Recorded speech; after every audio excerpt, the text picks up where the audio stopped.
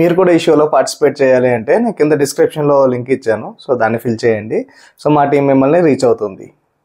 So ఇంకొకటి ఏంటంటే, so మన ఛానల్లో గివ్ అవే చేస్తున్నాం కదా.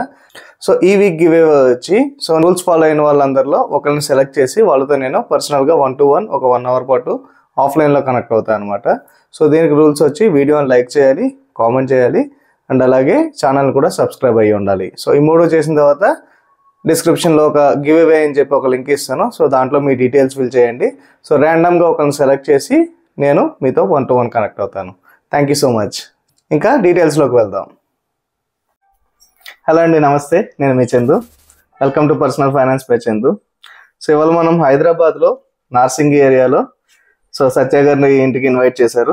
So welcome Satya to the show. Thank you Chandu గారు. సో ముందు మీ పర్సనల్ లైఫ్ నుంచి సో మీ జాబ్ గ్రోత్ ఇవన్నీ డిస్కస్ చేద్దాం. దాని తర్వాత మీ ఫైనాన్సెస్, సో ప్రజెంట్ ఉన్న శాలరీ నుంచి expenses, emergency fund, term insurance, health insurance, దాని తర్వాత goals and future aspirations. So ఇవన్నీ డిస్కస్ చేద్దాం. సో నాకు తెలిసి ఇది చాలా లాంగ్ అవుతుంది. చూద్దాం. సో చెప్పండి, మీరు అసలు ప్రజెంట్ మీ ప్యాకేజ్ ఎంత, కరెంట్ ప్యాకేజ్ ఎంత, టేక్ హోమ్ ఎంత? నా పేరు సత్యనారాయణ అండి. నేను హైదరాబాద్ నార్సింగిలో ఉంటాను. సో నా కరెంట్ ప్యాకేజ్ వచ్చేసి 45 అండి, 45 per annum. నా టేక్ హోమ్ వచ్చేసి 2.8 after tax, after PF, after everything బేసిక్గా. సో 2.8 lakhs అండి. సో నేను యాక్చువల్గా డెవలప్స్ ఇంజనీర్గా వర్క్ చేస్తున్నాను. నాకు ఓవరాల్ 13+ years ఆఫ్ ఎక్స్పీరియన్స్ ఉంది. ఓకే. నేను వర్క్ చేయడం స్టార్ట్ చేసింది బ్యాక్ ఇన్ 2010లో స్టార్ట్ చేశాను. అప్పుడు నేను స్టార్ట్ చేసినప్పుడు ఇట్ వాస్ ప్రెటీ రిసెషన్ యాక్చువల్గా ఆ టైంలో. సో సాఫ్ట్వేర్ జాబ్ దొరకడానికి చాలా కష్టంగా ఉండేది. ఆ సిచ్యువేషన్లో నేను చాలా కష్టపడితే ఆల్మోస్ట్ ఒక 100 interviews అటెండ్ అయ్యాను యాజ్ ఎ ఫ్రెషర్. అప్పుడు నాకు ఒక 4,000 చిన్న జాబ్ దొరికిందండి. I started with 4,000.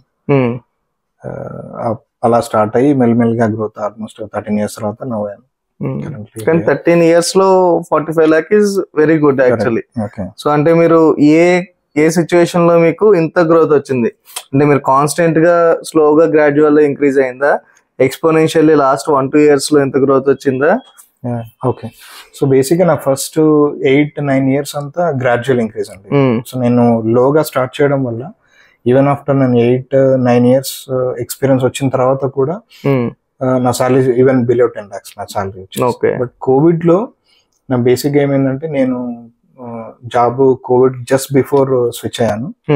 ఆ స్విచ్ అయిన కంపెనీ డ్యూ టు కోవిడ్ ఆ ప్రాజెక్ట్ లాస్ అవడం వల్ల with in short term just 4 months లోనే మళ్ళీ ఇంకో కంపెనీ చేంజ్ అవ్వాల్సి వచ్చింది బికాస్ ఆఫ్ ద ప్రాజెక్ట్ లేకపోవడం వల్ల. సో అక్కడ నాకేంటంటే డబుల్ ఇంక్రిమెంట్ అయిపోయింది అన్నమాట. Very good. అంటే covid just within 4 months లో నాకు 2 switches అయ్యాయి. దానివల్ల ఏమైందంటే నాకు ఆల్మోస్ట్ మోర్ దాన్ 100% వచ్చిందండి. యాక్చువల్లీ మనం జాబ్ పోయినప్పుడు ఫీల్ అవుతాం, అయ్యో బ్యాడ్ డెసిషన్ తీసుకున్నాం, మనం జాబ్ పోయింది అనుకుంటాం. ఇంకో డెసిషన్, ఇంకో జాబ్ వచ్చి 100% వస్తే అమ్మాయి మంచిదే అయింది అనుకుంటాం. ఓవరాల్ 100% అంటే నా ప్రయర్ టు కోవిడ్ నుంచి ఇక్కడికి మోర్ దాన్ 100% హైక్, అంటే డబుల్ స్విచ్ అవడం వల్ల అది వచ్చింది. నార్మల్గా అయితే అంత అవ్వదు. సో అంటే నా ఇనిషియల్ గా నేను లోతో స్టార్ట్ చేయడం, గ్రాడ్యువల్ గా ఇంక్రీజ్ అంతా ఒక్కసారిగా పుషప్ అయిపోయింది సో కోవిడ్ వల్ల. సో అంటే కోవిడ్ కొందరికి లాసెస్ ఇస్తే కొందరికి ప్రాఫిట్ ఇచ్చింది అన్నట్టుగా. సో నాకైతే హెల్ప్ అయింది కోవిడ్ యాక్చువల్ గా. ఆ తర్వాత బేసిక్ గా ఇంకా గ్రాడ్యువల్ గా మళ్ళీ అగైన్ నేను మళ్ళీ కోవిడ్ తర్వాత కూడా నేను మళ్ళీ 2 times స్విచ్ అయ్యాను. సో స్విచ్ అయిన ప్రతిసారి I'm getting good hikes. So దానివల్ల ఐఎమ్ అట్ 45 నౌ. మంచి స్కిల్ లో ఉన్నారు first thing, and correct time లో స్విచ్ అయ్యారు. కోవిడ్ టైమ్ లో చాలా మంది 100%, 150%, ఒక్కొక్కరికి 5-6 ఆఫర్స్ చేతిలో పెట్టుకుని లైటింగ్ చేశారు, డబుల్ డ్యూయల్ జాబ్స్ కూడా చేశారు. But I didn't do that. Still I got a good. Okay. ఇప్పుడు బిఫోర్ కోవిడ్ ఎంత, ప్రెసెంట్ ఎంత? ప్రెసెంట్ 45. బిఫోర్ కోవిడ్ ఎంతలో ఉన్నారండి? బిఫోర్ కోవిడ్ నేను ఉంది 9 lakhs. 9 lakhs 5 times జంప్ అయ్యారు. Very good. 5-6 years లో. ఓకే. సో మ్యారేజ్ టైం కి మీ సాలరీ ఎంత అండి? నాది టేక్ హోమ్ అంటే యాక్చువల్గా నేను మ్యారేజ్ చేసుకున్న తర్వాత, అంటే మ్యారేజ్ చేసుకున్నప్పుడు నాది 40,000 per month అండి. Okay 40,000 per month. కాకపోతే ఏంటంటే నేనేం చేశానంటే మ్యారేజ్ అయిన తర్వాతనే, అంత ముందు నుంచి కూడా I use to give trainings on weekends. అంటే బేసిక్గా సాఫ్ట్వేర్ కాబట్టి ఆబ్వియస్గా సాటర్డే సండే వీకెండ్స్ ఖాళీగానే ఉంటాము. అవును. సో బ్యాచులర్ గా ఖాళీగానే ఉండేది, ఏం చేయకపోయేది. బట్ ఆఫ్టర్ మ్యారేజ్ ఏం చేశానంటే I decided to start trainings. Online offline? Online. Okay. Online చేశాను, అదే విధంగా కార్పొరేట్ ట్రైనింగ్స్, ఆఫ్లైన్ ట్రైనింగ్స్ కూడా ఇచ్చాను. Very good. అంటే అమీర్పేటలో ఇన్స్టిట్యూట్ లో ట్రైనింగ్ ఇచ్చాను. బిగ్ కంపెనీస్ లైక్ ADPs, అక్కడికి వెళ్ళి నేను కార్పొరేట్ ట్రైనింగ్ ఇచ్చాను. Very good. ఇంకా గుజరాత్ బేస్డ్ ఒక కంపెనీ కొలాబరా అని చెప్పేసి ఉంటుంది. సో వాళ్ళతో ఆల్మోస్ట్ నేను ఒక 4-5 years కంటిన్యూస్ లాంగ్ దాంట్లో ఉన్నాను. సో వీకెండ్ మార్నింగ్ ఒక బ్యాచ్, ఈవినింగ్ ఒక బ్యాచ్ చేశాను. అంటే నాకు యాక్చువల్గా నా జాబ్ లో వచ్చేదానికంటే almost double the amount I use to get from the trainings. Okay. So అలా ఏంటంటే నేను ఈవెన్ ఐఎమ్ అట్ 9 lakhs అయినా కానీ I'm getting more because of the trainings. Only trainings వల్ల నాకు అంటే ఈ ప్యాసివ్ ఇన్కమ్ అనేది చాలా ఎక్కువ ఉండేది.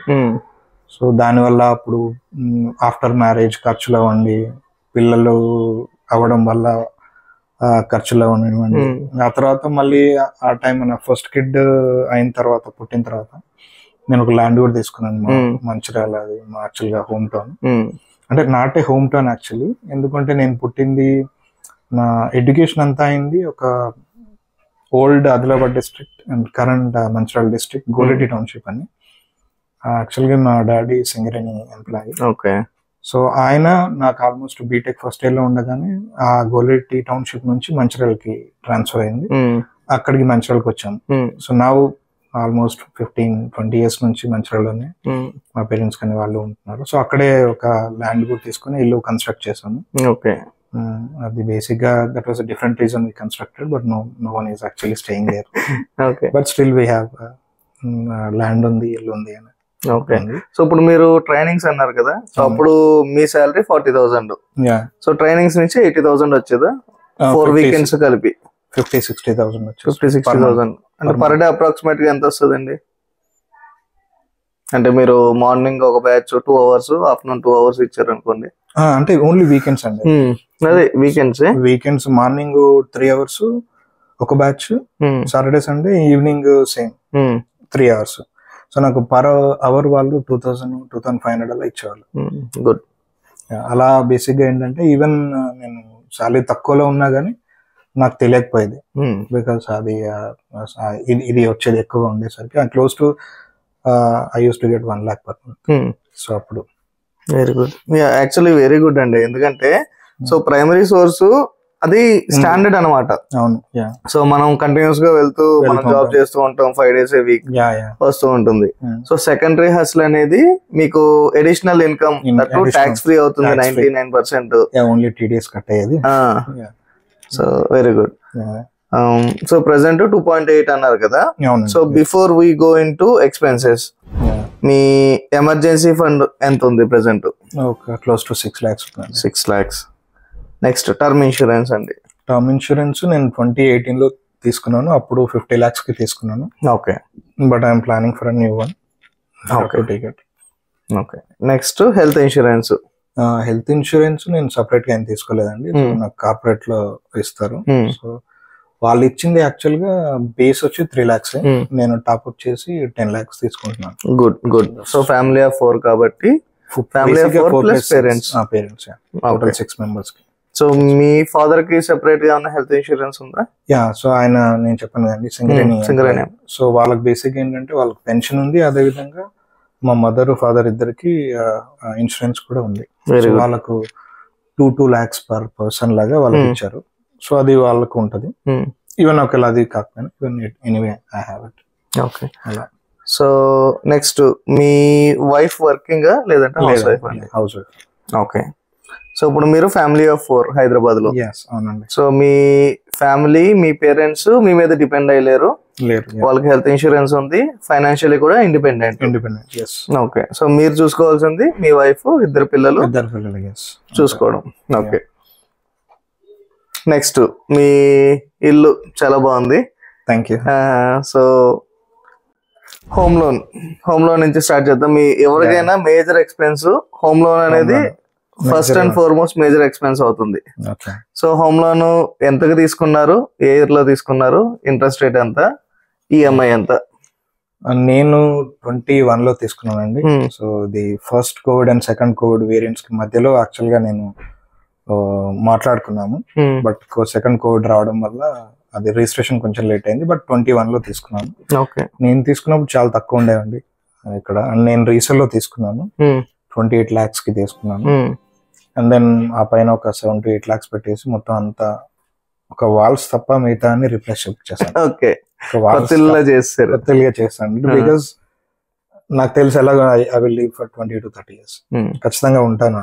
సో మిగతా అన్ని ప్రాపర్ గా ఉండాలి అంటే మళ్ళీ మనం వెళ్ళిన తర్వాత రిపేర్ చేయించుకోవడం అనేది నాకు చాలా మంది చెప్పింది ఏంటంటే అది అవ్వదు.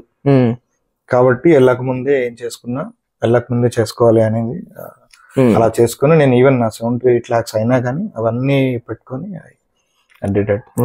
సో నా క్లోజ్ టు ఒక అన్ని కలుపుకుంటే ఒక 40 lakhs లాగా అంటే నేను పెట్టిన ఇన్వెస్ట్మెంట్. సో దాంట్లో 23+5 లాగా తీసుకున్నాను. 23 home loan and 5 interior loan తీసుకున్నాను 5 lakhs. సో విచ్ ఈస్ నేను తీసుకున్నప్పుడు 7.5 7.6 ఇంట్రెస్ట్ రేట్ ఉంది. ఇప్పుడు మేబీ 9 to 10 అలా ఉండొచ్చు క్లోజ్ టు వేరియబుల్ కాబట్టి. 10 year ఎంత తీసుకున్నారండి? 25 years కి తీసుకున్నాను. 10 year 25 years తీసుకున్నాను. నేను ఇప్పుడు పే చేసేది వచ్చేసి 29,000 per month అలా పే చేస్తాను ఈఎంఐ. ఓకే. సో నెక్స్ట్ ఇంకేమున్నాయండి మీ మేజర్ ఎక్స్పెన్స్ మంత్లీ వెళ్ళేవి? మేజర్ ఎక్స్పెన్సెస్ అంటే ఈఎంఐస్ లోకి అయితే నాకు ఒకటి పర్సనల్ లోన్ 2 ఉన్నాయండి. ఒకటి 44,000, అనదర్ 11,000. సో 44,000 అంటే పెద్ద అమౌంట్. సో ఎంత పర్సనల్ లోన్ తీసుకున్నారు, ఏ పర్పస్ కోసం తీసుకున్నారు, ఇంట్రెస్ట్ రేట్ ఎంత? సో నేను తీసుకుంది 20 lakhs ఉంది అమౌంట్. రీసెంట్ గానే తీసుకున్నాను, ఒక 4 months అవుతుంది అంతే. అది నేను 20 lakhs తీసుకున్నాను. పర్సంటేజ్ వచ్చేసి అది నాకు 10 లో ఇచ్చారు. పర్సెంటేజ్ ఇంట్రెస్ట్ రేట్ 10 లోనే ఇచ్చారు, which is 5 years that term వచ్చేసి దాన్ని. సో నేను బేసిక్ ఏంటంటే అబ్రాడ్ ప్లాన్ లో ఉన్నాను. సో దానికోసం అనేది అమౌంట్ యూస్ అవుద్ది నాకు అని చెప్పేసి. ఏ కంట్రీ అండి? యుఎస్. H1B లేదంటే? ఓకే. సో అంటే ట్రావెల్ అవ్వాలా ఇప్పుడు? దాని బ్యాక్గ్రౌండ్ ఏంటండి? అది యాక్చువల్ గా ఇప్పటికే అయి ఉండాలి, బట్ కాకపోతే they suggested not to go now because market conditions అంతా బాగాలేదు. సో అందుకే వాళ్ళు కొంచెం హోల్డ్ చేయమన్నారు. సో దట్స్ వై హోల్డ్ చేసి పెట్టాను. Maybe with in 5-6 months by next year అది. ఓకే. సో 20 lakhs తీసుకున్నారు, కాకపోతే అంటే యుఎస్ ట్రావెల్ కోసం తీసుకున్నారా అక్కడికి? అంతే అండి, ట్రావెల్ అండ్ అంటే మనం వెళ్ళిన వెంటనే అక్కడ జాబ్ దొరకకపోవచ్చు. సో మేబీ మనకు 2-3 months పట్టొచ్చు, లేదంటే తెలియదు, వినెవర్ నో. సో మనకి ఎలా ఉంటుంది సిచ్యువేషన్ అని చెప్పేసి సో దాన్ని పట్టుకొని అంటే ఆ లోపు ఇక్కడ ఈఎంఐస్ ఎలాగో ఉంటాయి, ఇక్కడ ఖర్చులు ఉంటాయి, మళ్ళీ అక్కడికి వెళ్ళిన తర్వాత అక్కడ ఖర్చులు ఉంటాయి. సో ఇవన్నీ అంటే అప్పుడు మళ్ళీ వెంటనే ఇక్కడ జాబ్ వదిలేసి అక్కడికి వెళ్ళాలి. సో సాలరీ ఉండదు. సో మనకి ఇవన్నీ రన్ అవ్వాలి స్మూత్ గా, ఈ ట్రాన్సిషన్ ప్రాపర్ కావాలని చెప్పేసి ఒక 20 lakhs తీసి పెట్టుకున్నాను. అంటే నా ప్లాన్ ఏంటంటే బేసిక్ గా minimum 6 months. Even I didn't get an opportunity in the 6 months also I should not face any issues. అంటే నాకు ఏ ప్రాబ్లమ్స్ రాకూడదు ఫైనాన్షియల్ గా అన్న ఒక ఆలోచనతో దీన్ని తీసుకున్నాను అనమాట. సో విత్ ఇన్ 6 months లో ఒకవేళ నాకు ఇది వర్కౌట్ అవ్వకపోయినా then I will come back to my home. So maybe either ఇక్కడ హైదరాబాద్ వచ్చేయచ్చు, లేదంటే అక్కడ విత్ ఇన్ 6 months. అంటే అలా ఉండదు మోస్ట్లీ. నా ప్లానింగ్ ఏంటంటే వర్స్ట్ కేస్ లో నేను ప్లాన్ చేసుకుని ఇలా చేశాను. ఓకే. మొత్తం ఫ్యామిలీతో వెళ్ళడానికి ప్లాన్ చేశారా మీరు? First I will only go single, then అక్కడ అంతా సెటప్ చేసుకొని, ఎందుకంటే మనం ఇల్లు తీసుకోవాలి అక్కడ, మళ్ళీ ఇట్స్ లైక్ కొత్త కాపురం పెట్టడం లాగే, కొత్త పిల్లలాగే ఉంటుంది అక్కడ. సో అదంతా చేసి తర్వాత పిల్లల్ని మళ్ళీ ఇంకోటి ఏంటంటే వీళ్ళ కిడ్స్ ఎడ్యుకేషన్ సో ఇక్కడ కంప్లీట్ చేసి అక్కడికి తీసుకెళ్ళాలి, లేదంటే మళ్ళీ ఇక్కడ ఒక 1 year స్విచ్ డౌన్ అవడం వల్ల మళ్ళీ 1 year వేస్ట్ అవుతుంది. ఇక్కడ మిడిల్ వెళ్ళారంటే ఇక్కడ ఇయర్ వేస్ట్ అవుతుంది, అక్కడ జాయిన్ అవడం కుదరదు అక్కడ. Okay, true. అందుకే గుడ్. సో మీరు 20 lakhs పర్సనల్ లోన్ రీసెంట్ గా తీసుకున్నారు ఒక 4-5 months 4-5 months back. Yes. Okay 10-year 5 years interest rate 10. Okay 10 decent అండి. అంటే పర్సనల్ లోన్ లో ఇంకా ఎక్కువ కూడా డిమాండ్ చేస్తారు, కాకపోతే సిబిల్ స్కోర్ బాగుంటే 10 కి వస్తుంది. ఓకే సో ఇన్ కేస్ మీరు యుఎస్ వెళ్తే ఈ పర్సనల్ లోన్ చాలా ఈజీగా క్లియర్ చేసేయచ్చు. సో అంటే మీ ప్లాన్ ఏంటి అసలు? ఇన్ కేస్ మీరు వెళ్ళి అక్కడ జాబ్ సెట్ అయితే సో ఎప్పటిలోపు క్లియర్ చేద్దాం అనుకున్నారు? మేబీ విత్ ఇన్ 6 months అని అనుకుంటున్నాను. సో బికాస్ ఏంటంటే అంటే నా బేసిక్ గా థింకింగ్ ప్రాసెస్ ఎలా ఉందంటే మేబీ ఒక 2 to 3 months అంటే నాకున్న ఎక్స్పీరియన్స్ కి I don't think I will get పెద్దగా డిలే అవ్వదు అనేది ఐ హోప్. సో మేబీ ఒక 2 to 3 months లో వచ్చేస్తుంది. ఆ తర్వాత ఎనీవే ఈ 20 lakhs అన్ని పూర్తిగా యూజ్ అవ్వవు. సో దానికి ఆ రిమైనింగ్ ఎంత ఉంటుందో ఆ ప్రీ క్లోజర్ చూసేసుకుని then with in remaining 3-4 months లో దానికి అలొకేట్ చేసేసి దాన్ని close that plan. So approximate గా యుఎస్ లో మీ కాంట్రాక్ట్ ఎంప్లాయర్ తో మాట్లాడినప్పుడు ఎంత రేంజ్ లో మీరు ఎక్స్పెక్ట్ చేయొచ్చు పే అక్కడ? మేబీ క్లోజ్ టు 100K అనేది. 100K అంటే 84 lakhs per annum. దట్టు అంటే అక్కడది వేరు ఇక్కడది వేరు, ఎందుకంటే అక్కడ expenses, insurance, car insurance, house rentals ఎక్కువ ఉంటాయి అక్కడ. కానీ మీ ఎక్స్పీరియన్స్ 100K తక్కువే అండి. అంటే మేబీ 200K అయితే మధ్యలో వాళ్ళు కాంట్రాక్ట్ వాళ్ళు తీసుకుని సబ్ కాంట్రాక్ట్ వాళ్ళు తీసుకుని మీ హ్యాండ్ వచ్చేసరికి 100K వస్తే డీసెంట్. కాకపోతే ఎంప్లాయర్ ఇచ్చేదే 100K అయితే మీరు జాయిన్ అలా ఉండదు. సో బేసిక్ గా మాకేంటంటే బేసిక్ గా దీంట్లో ప్రాసెస్ లోనే ప్రీ డిఫైన్డ్ గా చెప్తారు సాలరీ అని చెప్పేసి. ఓకే సో అది ఇవ్వాల్సిందే as per US government rules అది. సో మాకు ఎంతైతే చెప్పారో అంటే మా ప్రాసెస్ లో ఎంతైతే ఫైల్ చేశారో అంత ఇవ్వాల్సిందే. సో దాన్ని చేయడానికి ఉండదు అక్కడ. ఓకే దాంట్లో ఏముండదు, ఆబ్వియస్ గా అంత ఇవ్వాల్సిందే. ఓకే సో ఇన్ కేస్ ఎవరికన్నా ఇలా యుఎస్ వెళ్ళే ఆస్పిరేషన్ ఉంది, సో మన సబ్స్క్రైబర్స్ లో చాలా మంది సాఫ్ట్వేర్ వాళ్ళు ఉంటారు, సో బయట నుంచి H1B అప్లికేషన్ వేద్దాం అనుకున్నారు. సో ఒక అప్లికేషన్ వేయడానికి అప్రాక్సిమేట్ గా ఎంత కాస్ట్ అవుతుంది? అది డిపెండ్స్ అండి.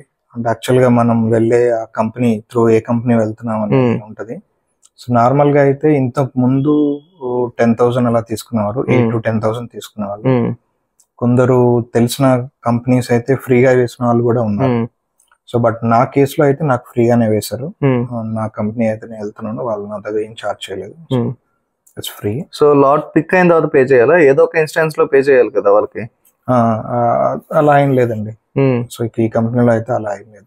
సో వాళ్ళు మెయిన్ ఏంటంటే ఇన్ కేస్ లాట్ పిక్ అయిన తర్వాత అక్కడికి వెళ్ళిన తర్వాత మీరు వర్క్ చేసినప్పుడు సమ్ పర్సంటేజ్ 1-2 years అలా కట్ చేసుకుంటారు అంతే. వాళ్ళు బేసిక్ గా మన దగ్గర వాళ్ళ కంపెనీలో మనం వర్క్ చేయాలి అంతే. అది ఇంకా వాళ్ళు ఎలా ప్రాసెస్ చేసుకుంటారు అనేది బ్యాక్ ఎండ్ మనకి ఎలా ఉంటది అనేది తెలియదు ఆ ప్రాసెస్.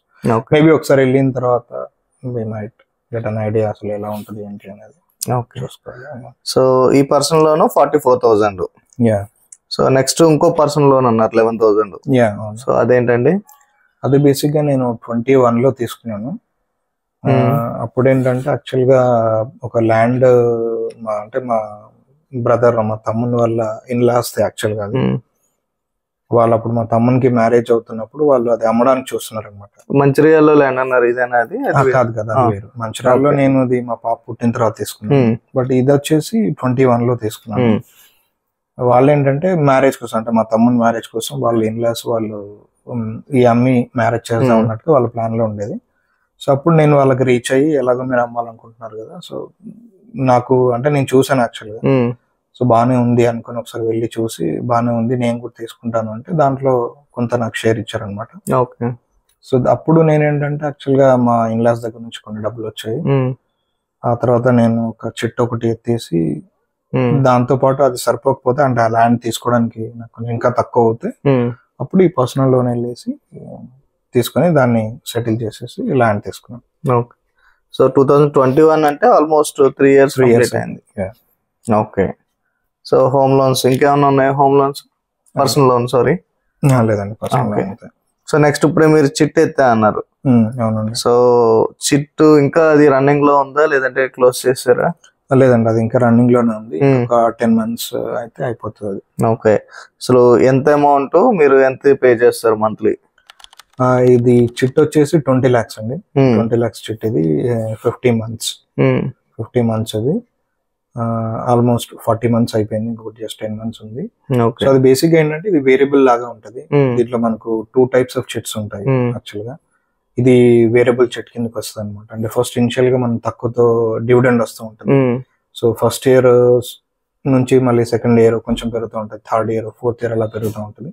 సో ఇప్పుడు కరెంట్ వచ్చేసి నేను లాస్ట్ ఇయర్ గా ఆల్మోస్ట్ ఒక లాస్ట్ 12 months గా 34 నుంచి 36 బ్రాకెట్ లో పే చేస్తాను. సో మేబీ ఇంకో లాస్ట్ ఇంకా 10 months ఉంది కాబట్టి maybe it might go up to 38 to 40 అలా వెళ్తుంది. Okay. So usually chit funds unauthorised. So ఇప్పుడు మీరు తీసుకుంది ఎక్కడండి? బయట ఎక్కడైనా తీసుకున్నారా? లేదండి, నేను యాక్చువల్ తీసుకుంది కపిల్ చిట్స్ అని చెప్పేసి ఒక స్టాండర్డ్ ఎస్టాబ్లిష్డ్ వెల్ ఎస్టాబ్లిష్డ్. అంటే వీళ్ళ పక్కన వాళ్ళు అంటే ఇక్కడ రిలేషన్స్ లేకపోతే తెలిసిన వాళ్ళ దగ్గర అలా కాదు. So it's well established. దాంట్లో నేను ఇంత ముందు కూడా ఒక చిట్ తీసుకున్నాను 10 lakhs ది. అది అయిపోయింది, అంటే అది పాడలేదు యాక్చువల్ గా, చిట్ ఎత్తుకోలేదు. అది కంప్లీట్ అయిపోయిన తర్వాత దాన్ని నేను తీసుకున్నాను. తీసుకుని హోమ్ లోన్ దానికి నాకు అడ్వాన్స్ పే చేయడానికి అన్ని వాడాను అనమాట. Okay okay. అది అయిపోయిన తర్వాత మళ్ళీ 20 lakhs స్టార్ట్ చేశాను. సో నా యాక్చువల్ ఇనిషియల్ థాట్ ఏంటంటే లైక్ సేవింగ్స్ లాగా స్టార్ట్ చేశాను. బట్ ఒక ల్యాండ్ రావడం మూలన ఎలాగో దీని మీద ఇన్వెస్ట్ అవుతుంది అని చెప్పేసి అది వెంటనే ఆ చిట్ పాడేసేసి దీనికి పెట్టేశాను. So actually chit funds risky, కాకపోతే ముందు మీరు మనీ తీసుకున్నారు కాబట్టి వాళ్ళకి రిస్క్ అంతే కదా. ఇప్పుడు సపోజ్ మీరు 50 months కట్టారు, సో ఎవరో బయట వాళ్ళ దగ్గర అనుకుందాం, సో వాళ్ళు ఎత్తేసి ఐపీ పెట్టారు అనుకోండి, సో ఏం చేయలేం ఎంత కట్టింది. కానీ ముందే మీరు తీసుకున్నారు కాబట్టి సో వాళ్ళకి రిస్క్, మీరు పే చేయకపోతే మంత్లీ పే చేయకపోతే. అండ్ మీరు 20 lakhs అన్నారు కదా, ఇప్పుడు సపోజ్ ఫ్రెష్ గా ఎవరైనా జాబ్ జాయిన్ అయ్యారు, సో వాళ్ళు వెళ్ళి కపుల్ చిట్ ఫండ్స్ దగ్గరికి వెళ్ళి నాకు 30 lakhs 20 lakhs నేను చిట్ తీసుకుంటా అన్నారు. సో వాళ్ళు ఏమైనా క్రెడిట్ స్కోర్ చెక్ చేస్తారా, మీ క్యాపబిలిటీ చెక్ చేస్తారా? ఎందుకంటే ఇప్పుడు నేను వెళ్ళి ఒక 50 lakhs చిట్ తీసుకుందాం అనుకున్నాను, ఇస్తారా? లేదంటే ఏమన్నా వెరిఫికేషన్ ఉంటుందా? వెరిఫికేషన్ అంటూ ఏముండదండి. బేసిక్ మనకు బేసిక్ గా వెరిఫికేషన్ అంటూ ఏముండదు. జస్ట్ మన డీటెయిల్స్ అడుగుతారు అంతే. Maybe Aadhaar card, pan card అని నార్మల్ డీటెయిల్స్ అడిగి తీసుకుంటారంటే. అది కూడా ఏంటంటే మన చిట్ ఫైల్ చేయడానికి తీసుకున్న డీటెయిల్స్ తప్ప మన బ్యాక్గ్రౌండ్ వెరిఫికేషన్ కానీ లేదంటే పే స్లిప్స్ అడగడం కానీ ఇలాంటి ఏమీ ఉండదు. నేను ఎందుకు అడిగానంటే సపోజ్ మీరు 20 lakhs, so first month pay చేశారు కష్టపడి అక్కడ తీసుకుని, సెకండ్ మంత్ పే చేశారు, థర్డ్ మంత్ మీరు 20 lakhs తీసుకున్నారు మీకు అవసరం అని చిట్టి పాడుకుని, సో ఫోర్త్ మంత్ నుంచి కట్టడం మానేశారు. వాళ్ళ రికవరీ ఏజెంట్ లో ప్రాసెస్ ఉంటుంది, కాకపోతే ఇప్పుడు మన క్రెడిట్ స్కోర్ ని బట్టి మనకు పర్సనల్ లోన్ ఇష్యూ చేస్తారు. అంటే నేను ఎందుకు చెప్తున్నా అంటే so regulated market, unregulated market. ఇప్పుడు మన నేషనలైజ్డ్ బ్యాంక్స్ అన్ని ఉన్నాయనుకోండి, సో అన్ని సిబిల్ స్కోర్ అప్డేట్ చేస్తూ ఉంటాయి. సో మీరు లోన్ తీసుకున్నారంటే అది సిబిల్ స్కోర్ లో ట్రాక్ అవుతుంది, ఆల్రెడీ ఇంత లోన్ ఉందని. మీ లోన్ లిమిట్ కూడా, సో మీ శాలరీ 20,000 అనుకోండి, లిమిట్ మీకు ఒక 2 lakhs ఇస్తారు, 3 lakhs ఇస్తారు. అంతేగాని నాకు 20 lakhs పర్సనల్ లోన్ కావాలంటే ఎవరు ఇచ్చినా ఇంట్రెస్ట్ రేట్ ఎక్కువ ఉంటుంది, అది వేరే విషయం. ఒక లిమిట్ ఉంటుంది, థ్రెషోల్డ్. సో అలాగే చిట్స్ లో కూడా మేబీ సిబిల్ స్కోర్ ని బట్టి చేస్తారా, పే స్లిప్ ని బట్టి చేస్తారా అని చెప్పి డౌట్ వచ్చింది అనమాట. లేదండి, అలా ఏం లేదు బేసిక్ గా. కాకపోతే అంటే మీరన్న కేసులో ఏంటంటే మనం చిట్టు పాడుకోవాలి అంటే మనం పాడుకుంటాం కదా, చిట్టు వాళ్ళ అమౌంట్ మనకి ట్రాన్స్ఫర్ చేయాలి అంటే వాళ్ళు బేసిక్ గా ఏంటంటే మన దగ్గర ఒక మినిమం 4 to 5 members కి మనం ఏమంటారు నామినీస్ లాగా ఇవ్వాలి. ఓకే. సో వాళ్ళు కూడా ఎలా అంటే మన చిట్ అమౌంట్ బేస్ మీదనే వాళ్ళ సాలరీస్ ఉండాలి. ఇప్పుడు నేను 20 lakhs చిట్టు ఎత్తాను అనుకోండి, సో నేను ప్రొవైడ్ చేసే 4 to 5 nominees minimum above 50,000 salary ఉన్న వాళ్ళ డీటెయిల్స్ ఇవ్వాలి. వాళ్ళవి తీసుకుంటారు యాక్చువల్ గా. మీరు అన్నారు కదా బ్యాక్గ్రౌండ్ వెరిఫికేషన్ అంటే, ఫస్ట్ లో ఏముండదు. మనం ఎత్తుకున్నప్పుడు మాత్రం మనం ఏదైతే 4-5 members నామినీస్ ఇచ్చామో వాళ్ళ పే స్లిప్స్, వాళ్ళ ఆఫర్ లెటర్స్, వాళ్ళ ఐడి కార్డ్స్ ఇవన్నీ తీసుకుని అది ప్రాపర్ గా వెరిఫై చేసి వాళ్ళ దగ్గర సైన్స్ అవన్నీ తీసుకుని అప్పుడు ఏంటంటే ఒక మీరన్న కేసులో ఒక 3 months నేను కట్టాను, ఎత్తుకున్న తర్వాత నేను పాడలేదు అనుకోకపోతే నామినీస్ దగ్గరికి వెళ్ళేసి వాళ్ళ దగ్గర డిడక్ట్ చేసుకుంటారు. సో అంటే వాళ్ళు ఎలా చూస్తారంటే పర్ మంత్ నేను కట్టేది ఎంత, ఇప్పుడు 40,000 నేను కడుతున్నాను అనుకోండి, ఈ 4 members దగ్గర నుంచి వాళ్ళు 40,000 కలెక్ట్ చేసుకునే విధంగా ఉంటేనే నాకు ఇష్యూ చేస్తారు చిట్ అమౌంట్. లేదు అంటే అది క్యాన్సిల్ చేస్తారు. సో నేను పాడుకున్నా కానీ వాళ్ళు క్యాన్సిల్ చేస్తారు. సో అలా క్యాన్సిల్ అయిన సిచ్యువేషన్స్ కూడా ఉన్నాయి. అంటే నాకు కాదు, బయట మామూలుగా. అవును, ఎందుకంటే ఇప్పుడు అందరూ నామినీ కింద ఉండాలని లేదు. లేదు. ఇప్పుడు మీకు వెరీ క్లోజ్ అయ్యి మీ బ్యాక్గ్రౌండ్ మొత్తం తెలిస్తే తప్ప ఈ రోజుల్లో ఎంత బెస్ట్ ఫ్రెండ్ అయినా, అవును, ఎంత రిలేటివ్ అయినా గ్యారంటీస్ ఇవ్వరు అనమాట, మధ్యలో ఉండరు. అవును. బ్లాంక్ చెక్స్ ఏమైనా కలెక్ట్ చేస్తారా చిట్ ఫండ్ వాళ్ళు? లేదండి, చెక్స్ ఏమి వాళ్ళు అలా ఏం కలెక్ట్ చేయరు. అలా ఉండదు. బ్లాంక్ చెక్స్ కానీ అంటే ప్రాసెస్ మొత్తం చాలా ప్రాపర్ గా ఉంటదండి వాళ్ళ దగ్గర, ఫెయిర్ గా ఉంటది. So there is no nothing wrong, అంటే ఏది కూడా మనం డౌట్ అయ్యేలాగా ఏది ఉండదు. సో అలా ఫెయిర్ అండ్ స్మూత్ ప్రాసెస్ లో ఉంటది అదంతా. అండ్ ఇంకా మా చుట్టూ అంటే నేను మా లొకాలిటీ కానివ్వండి, మంచిర్యాల ఆ ఏరియాలో కానీ, లేదంటే కరీంనగర్, వరంగల్ లో కానీ, so Kapil it's very standard, established and standard. So ఈ ప్రాసెస్ అందరికీ తెలుసు. సో అంటే బేసిక్ గా ఎలా వర్క్ అవుద్ది, ఏంటి, చెట్టు పాడుకున్న వాళ్ళు ఎత్తుకుంటే ఏంటి అనేది. So it's well established. ఆ ప్రాసెస్ అంతా స్మూత్ గా ఫెయిర్ గానే ఉంటది. ఓకే. సో దాంట్లో మనకి యాక్చువల్ గా అంటే నేనైతే ఎక్కడ ఈ కపిల్ కి సంబంధించి ఇష్యూస్ అయితే చూడలేదు, ఎవరు వినలేదు కూడా. సో అది మీ నెక్స్ట్ బిగ్ ఎక్స్పెన్స్ 36,000. సో అది కాకుండా ఇంకేమున్నాయండి ఎక్స్పెన్సెస్? మీ హోమ్ లోన్, పర్సనల్ లోన్ అయింది, చిట్ మంత్లీ ఎక్స్పెన్స్ అయింది. నెక్స్ట్ మీ ఇంకేమైనా లోన్స్, డెబ్ట్స్ ఏమైనా ఉన్నాయా మీకు? అంటే ఇంకా చిన్న చిన్న లోన్స్ ఉన్నాయి. అంటే మామూలుగా స్కూటీ ఒక లోన్, స్కూటీ ఒకటి తీసుకున్నాను. మా కిడ్స్ పికప్ అండ్ డ్రాప్ చేసుకోవడానికి మా వైఫ్ చేస్తారు. సో దానికి ఒక 3,500 అలా అవుతుంటది. మళ్ళీ మామూలుగా హోమ్ లో మనం వాడే చిన్న చిన్న అప్లయన్సెస్ అన్నిటికి లోన్స్ ఉన్నాయి. 5,000, 6,000 అలా ఉన్నాయి మామూలుగా. ఇంత ఇంకా అంటే హెవీగా అయితే లేవు. ఓకే. సో చూద్దాం అవి కూడా. సో మీ మంత్లీ ఇంట్లో నడవడానికి groceries, utility bills, current bill, మొత్తం ఫ్యూయల్, బైక్ అన్నారు కదా ఫ్యూయల్. సో ఒక ఇల్లు రన్ అవ్వడానికి పాలు, పెరుగు నుంచి కూరగాయలు, ఫ్రూట్స్, ఆయిల్, గ్రోసరీస్ అన్ని కలిపి ఎంత అవుతుంది అప్రాక్సిమేట్ గా? సో ఎవ్రీథింగ్ ఇంక్లూడెడ్ ఒక 30,000 అవుతుందండి. Okay. Excluding EMIs? Excluding EMIs అంటే ఎవ్రీథింగ్ అనమాట. So which is including even mobile charges తో కలుపుకొని, internet, wifi, apartment maintenance, current bill, ఇవన్నీ all are included. Our shopping అంటే monthly shopping, not yearly shopping. అంటే festival కి చేసేది కాకుండా, సో నార్మల్ గా వెళ్ళి అంటే విండో షాపింగ్ లా చేస్తుంటారు, ఈవినింగ్ షాపింగ్. నెక్స్ట్ బయట ఫుడ్, అంటే we don't eat much, but పిల్లలు ఉన్నారు కాబట్టి సరదా కోసం వెళ్తారు. So which is include everything. అంటే ఒక మంత్ లో మేము చేసే కాస్ట్ వచ్చేసి 30,000. Okay. So 30,000 groceries and everything included. And 10,000 వచ్చి మీ ఈఎంఐస్ ఉంటాయి. ఓకే. సో నెక్స్ట్ పిల్లలు, మీ పిల్లలు ఇద్దరు పాపలు అన్నారు కదా? ఇద్దరు పాపలు. ఓకే. సో వాళ్ళ ఏజ్ ఎంత? స్కూల్ ఎక్స్పెన్సెస్ ఉన్నాయా? సో ఇద్దరు స్టడీయింగ్ అండి. సో మా పెద్ద పాప వచ్చేసి 8 years అండ్ చిన్న పాప వచ్చేసి 5 years. Okay. So 3rd grade and 1st grade వాళ్ళు. ఓకే. సో వాళ్ళ ఎడ్యుకేషన్ వచ్చేసి ఇక్కడ క్లోజ్ టు 2+ అవుతుంది పర్ యానం. 2 lakhs, 2.2 అలా అవుతుంటది. ఓన్లీ ఎడ్యుకేషన్, నాట్ ట్రాన్స్పోర్ట్ ఇవన్నీ కాకుండా ఓన్లీ జస్ట్ ఫర్ ఎడ్యుకేషన్ 2.2 అవుతుంది ఇద్దరికి కలిపేసి. ఓకే. సో అండ్ అగైన్ అది కూడా it's not a high end school అని కూడా చెప్పలేము. It's mid kind of a school. ఇంకా మనం హైకి వెళ్తే ఇంకా 4-5 lakhs కూడా. So mid school 2.2 lakh per annum అవుతుంది ఇద్దరికి కలిపి. అవును. ఓకే. సో అంటే అప్రాక్సిమేట్ గా ఒక 20,000 per month స్కూల్ రిలేటెడ్ మీరు పెట్టుకోవాలి. ఓకే. సో ఇప్పుడు అందరికి 45 lakhs package 2.8 lakh per month ఇన్కమే కనిపిస్తుంది. సో దాని వెనకాల కష్టం ఏముంటుంది? అంటే ఊరికనే కూర్చుని మార్నింగ్ నుంచి ఈవినింగ్ దాకా కూర్చుని ఒక 5 minutes లాగిన్ అయితే అయిపోతుందా? అసలు ఎంత కష్టం ఉంటుంది అంటే జనాలకు తెలియాలి కదా. ఇప్పుడు ఈజీగా వెళ్ళిపోయేది సాఫ్ట్వేర్, అబ్బా భలే సంపాదించవచ్చు అనుకుంటారు, దాని బ్యాక్గ్రౌండ్ లో కష్టం తెలియదు కదా. సో ఇప్పుడు ఎలా ఉంటుంది మీ సిచ్యువేషన్? ఎలా ఉంది? మా సిచ్యువేషన్స్ బేసిక్ గా ఏంటంటే ఇప్పుడు మాకు లాంగ్ అవర్స్ ఉంటాయండి. సో మళ్ళీ ఏంటంటే మేము సపోర్ట్ చేసే వాళ్ళంతా మేజర్ యుఎస్ ఉంటారు, లేదంటే యూకే ఉంటారు.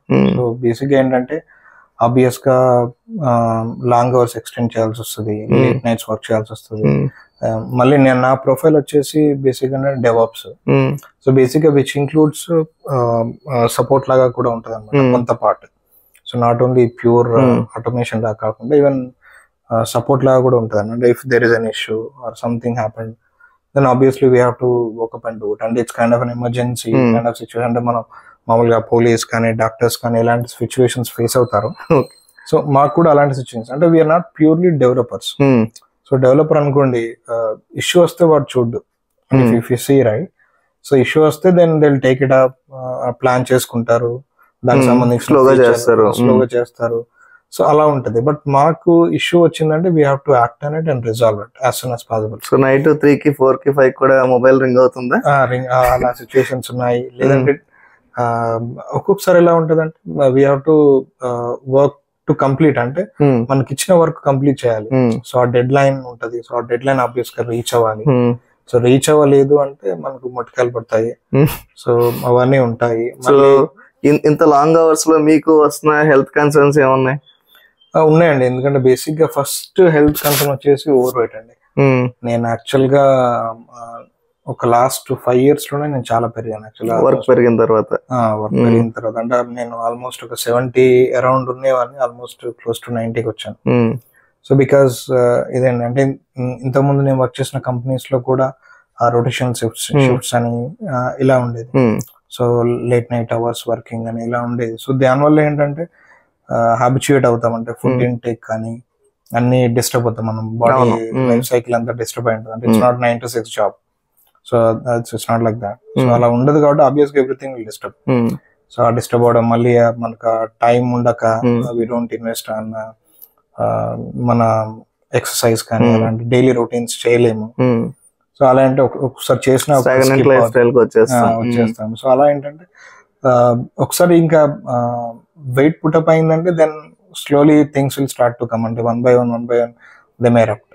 సో సాఫ్ట్వేర్ యూజువల్లీ నేను ఆఫ్లైన్ లో మాట్లాడినా ఆన్లైన్ లో మాట్లాడినా తెలిసేది బ్యాక్ పెయిన్ నెక్ పెయిన్ అనేది మోస్ట్లీ 15 years చేస్తే అమ్మయ్య చాలా అనుకునే టైప్ లో ఉంటారు. అంటే నేను మాట్లాడిన వాళ్ళు 13 years మీరే హైయెస్ట్ ఎక్స్పీరియన్స్ అనమాట. సో అంటే మేబీ మీకేమన్నా వండర్ఫుల్ వర్క్ లైఫ్ బ్యాలెన్స్ ఉండి ఇలాంటివి ఏమీ లేవు అని చెప్పారేమో అని ఎక్స్పెక్ట్ చేశాను నేను. అంటే బ్యాక్ పెయిన్ అయితే నాకు లేదండి. బ్యాక్ పెయిన్ గానీ నెక్ పెయిన్ గానీ అయితే బేసిక్ గా లేదు. బట్ స్పాండిలిటీస్ మేబీ స్టార్టింగ్ స్టేజ్ లో అయితే ఉంది. అదేండి ఇవే. So it's not a full back pain. అంటే నేను అంటే I still I'm able to work fully. అంటే కమిటెడ్ గానే వర్క్ చేయగలను. ఆ స్టేజ్ అంటే పెయిన్ తో వర్క్ చేసే స్టేజ్ అయితే ఇంకా రాలేదు, రాకూడదని అనుకున్నాను నేను కూడా. All right. సో అది మన సత్య గారి స్టోరీ. సో చూద్దాం నెక్స్ట్ ఏ లోన్స్ క్లోజ్ చేస్తారు. సో ఆన్ సైట్ వెళ్తారు, US వెళ్తారు. సో అక్కడికి వెళ్ళిన తర్వాత పర్సనల్ లోన్ క్లోజ్ చేసి సో నెక్స్ట్ ఇన్వెస్ట్మెంట్స్ కూడా డ్రాస్టిక్ గా ఇంక్రీజ్ చేస్తారు. ఓకే. సో మళ్ళీ మీరు ఇండియా వచ్చిన తర్వాత సో అప్పుడు ఒక 3-4 years 5 years లో మళ్ళీ ఇంకో ఇంటర్వ్యూ సెట్ చేద్దాం. సో అప్పుడు ఫైనాన్షియల్ సిచ్యువేషన్ ఎలా ఉంది, సో ఇవేమేం చేశారు, ఇవన్నీ మళ్ళీ రీకలెక్ట్ చేసుకుందాం. All right. Thank you so much అండి. థ్యాంక్ యూ అండి. థ్యాంక్ యూ మీకు కూడా. So you're doing